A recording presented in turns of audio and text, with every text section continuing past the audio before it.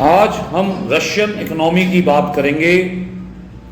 पिछली दो वीडियो में अमेरिका और चाइना को हमने लिया था ग्लोबल इकोनॉमिक सीरीज में। दोस्तों, जिस पर पूरी दुनिया ने ताले लगा दिए, उसने अपनी चाबी खुद बना ली।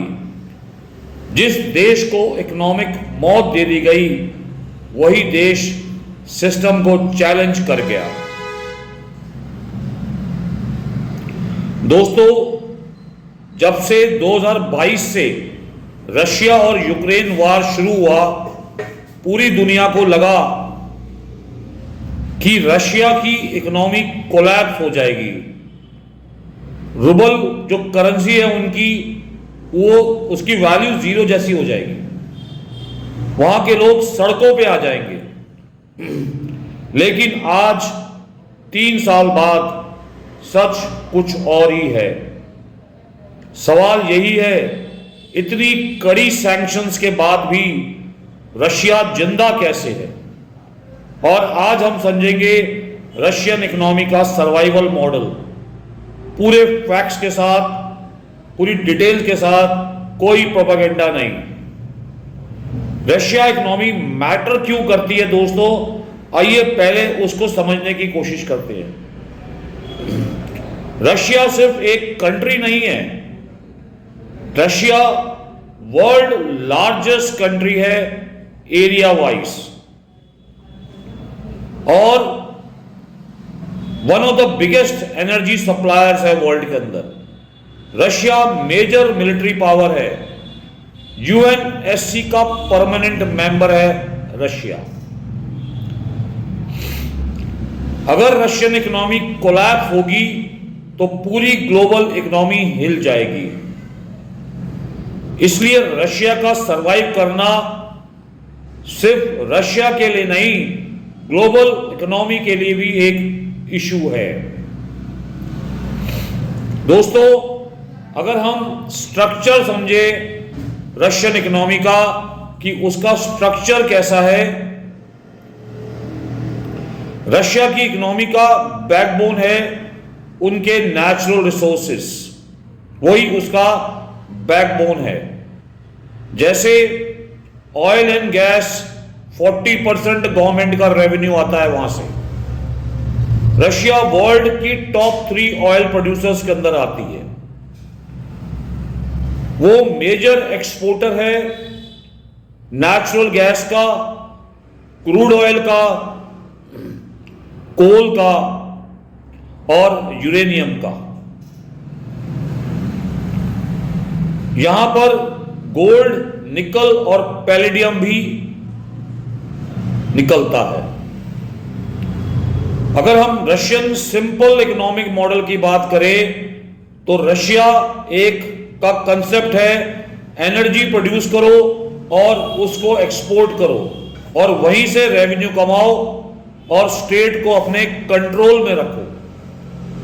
ये मॉडल थोड़ा रिस्की है, पर सैंक्शन के टाइम यही रशिया का शील्ड बना।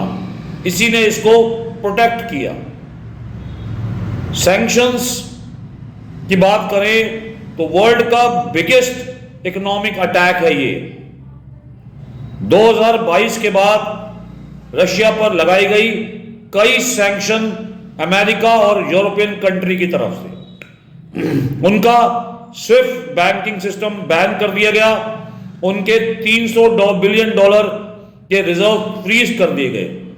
वेस्टर्न कंपनीज जो वहां पर काम कर रही थी, वो वहां से एग्जिट हो गई। टेक्नोलॉजी और सेमीकंडक्टर का बैन लग गया उनके ऊपर। उनके ऊपर शिपिंग और इंश्योरेंस का रिस्ट्रिक्शन लग गया। वेस्टर्न कंट्रीज, अमेरिका और यूरोप यही एक्सपेक्ट कर रहे थे कि उनका रूबल क्रैश करेगा, उनका बैंकिंग सेक्टर कोलैप्स हो जाएगा, वहां पर हाइपर इन्फ्लेशन होगा और इकोनॉमिक रिसेशन होगा। बट रियलिटी कुछ और है दोस्तों। उनका रूबल जो उनकी करेंसी है वो रिकवर्ड करी, इन्फ्लेशन कंट्रोल में है, जीडीपी कॉन्ट्रैक्शन जो है वो लिमिटेड है और इकोनॉमी सही तरीके से फंक्शनिंग कर रही है। तो अब क्वेश्चन यही आता है कि रशिया बचा कैसे, रशिया की सर्वाइवल स्ट्रैटेजी क्या है दोस्तों, अब उसको समझने की कोशिश करते हैं। बहुत इंपॉर्टेंट पॉइंट है, प्लीज ध्यान से समझने की कोशिश करिए। रशिया ने सबसे पहले पूरा कैपिटल को कंट्रोल किया और रशिया ने जो पैसा बाहर जाना था उसको रोक दिया। इससे फॉरेन इन्वेस्टर बाहर मूव नहीं कर पाए, उससे रूबल स्टेबल रहा। दूसरी बात, एनर्जी पेमेंट उन्होंने रूबल्स में लेने स्टार्ट करी। रशिया ने यूरोप को क्लियर मैसेज दिया, अगर आपको गैस चाहिए तो रूबल में इसकी पेमेंट करो। इससे जो रूबल की डिमांड है वो बढ़ी और करेंसी क्रैश होने से रुक गई, उनकी करेंसी क्रैश नहीं हो पाई। रशिया ने ट्रेड डाइवर्शन किया यूरोप से मूव करके एशिया की तरफ, क्योंकि यूरोप ने उनके ऑयल को बंद कर दिया था। रशिया ने अपने बायर को ही चेंज कर दिया और इंडिया, चाइना, टर्की को अपना डिस्काउंटेड ऑयल बेचना स्टार्ट कर दिया। उससे डिस्काउंट की वजह से उनका वॉल्यूम बढ़ गया, ट्रेड वॉल्यूम इंक्रीज हुआ। फिर इन्होंने इंपोर्ट सब्स्टिट्यूशन पे फोकस किया। इंपोर्ट सब्स्टिट्यूशन का मतलब जो रशिया बना सकती है वो बाहर से ना ले। इससे रशियन लोकल ब्रांड्स आने लग गए मार्केट में। फूड, बेसिक मैन्युफैक्चरिंग, ऑटोमोबाइल और डोमेस्टिक प्रोडक्शन उनका इंक्रीज हुआ। दोस्तों, उनकी गोल्ड और रिजर्व स्ट्रैटेजी भी थी, क्योंकि डॉलर का एक्सपोजर कम था, गोल्ड रिजर्व स्ट्रांग थे। युआन और दूसरी करेंसी का यूज किया गया। तो ये पूरा प्रोसेस को बोलते हैं डी डॉलराइजेशन पार्शल, और हम कह सकते हैं पार्शल डी डॉलराइजेशन, क्योंकि डॉलर का कंसेप्ट ही रशिया ने खत्म कर दिया।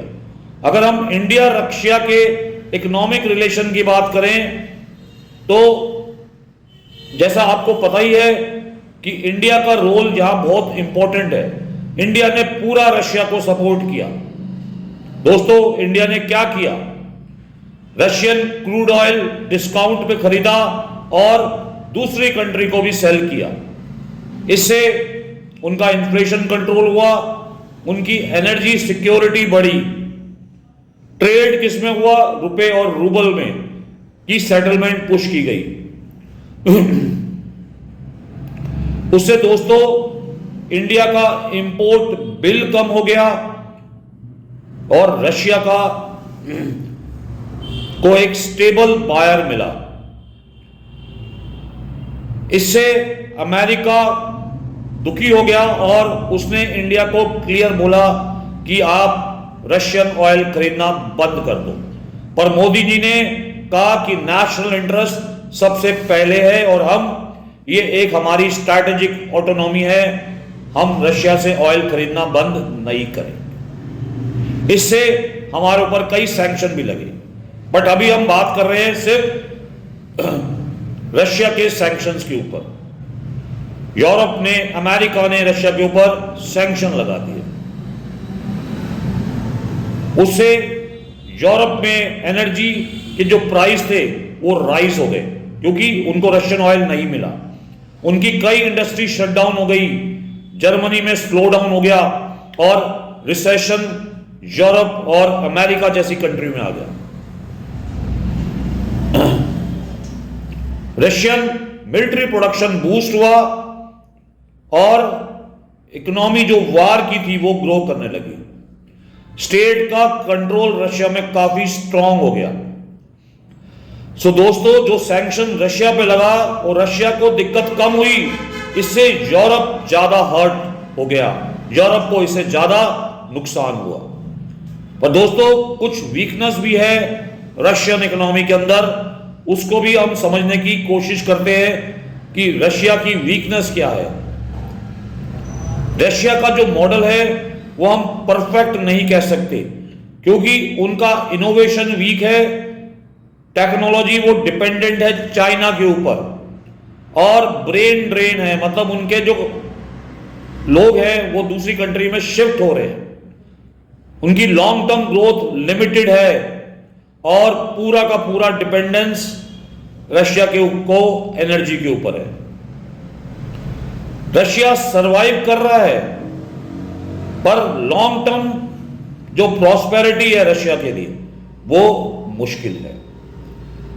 तो दोस्तों अगर हम रशिया के फ्यूचर इकोनॉमी के बारे में डिस्कस करें कि रशिया की फ्यूचर इकोनॉमी क्या रहेगी, अब रशिया का फ्यूचर डिपेंड करता है यूक्रेन वार ड्यूरेशन पे, उनकी चाइना के साथ जो पार्टनरशिप स्ट्रेंथ है वो कितनी स्ट्रांग रहती है, और उनकी जो एनर्जी है उसकी डिमांड कितनी होती है। बहुत इंपॉर्टेंट, डी डॉलराइजेशन का अगर सक्सेस होता है तो रशिया को फायदा होगा।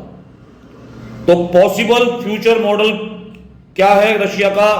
ग्रोथ स्लो रहेगी, कंट्रोल हाई रहेगा, और स्ट्रेटेजिक सर्वाइवल रहेगा उनका। रशिया सुपर पावर बनेगा या नहीं, पर ग्लोबल गेम से बाहर भी नहीं जाएगा। तो दोस्तों यहां पर जो झुक जाए प्रेशर में वो इकोनॉमी कमजोर होती है, और जो प्रेशर में भी रास्ता बना ले वही मुल्क हिस्ट्री लिखता है।